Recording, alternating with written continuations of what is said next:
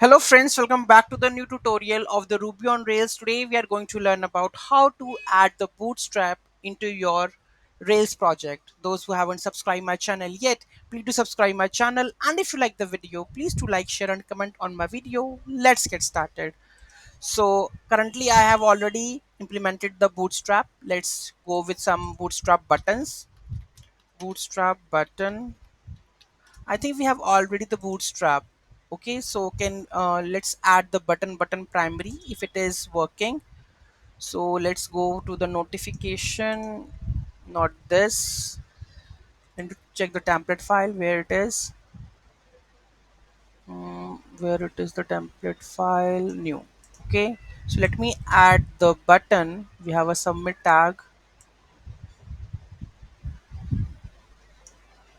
Okay, submit tag. Let's add the any Bootstrap button from here. Buttons from Bootstrap, and these are the buttons. Let's copy this and paste it. Let's see if it is working or not. Let's word wrap this. Okay, let me just remove this. Let's add this buttons. Let's go with here. Let's restart the project. Okay, done. Let's check it. So now the Bootstrap is added, it means. Okay, so let's see how I've implemented this one. So let's go and check first of all the steps. What are the steps? Okay, so first of all, add the Bootstrap gem to your gem file. So you have to add this one. You can see the gem file over here. So I have added the gem file. This is gem file. Okay, so you need to add this one, Bootstrap. Same time you can add this one also, because in the next phase you will get this issue, right? So make sure you have to add this one also. Okay, done.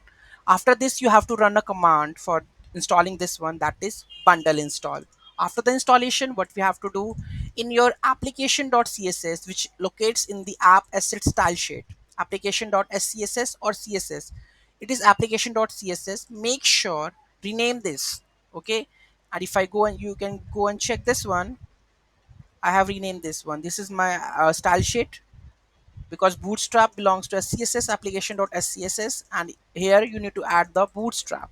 Okay, that one. If you are using the JavaScript for that one, you can go with the add import the Bootstrap also. Okay, so by doing this, into your HTML file, add any kind of Bootstrap and it will automatically get the Bootstrap files. Okay, any doubt, any query in that, do let me know in the comment section. Thank you so much for watching this video. Have a great day, and don't forget to like, share and comment on my video. Have a nice day.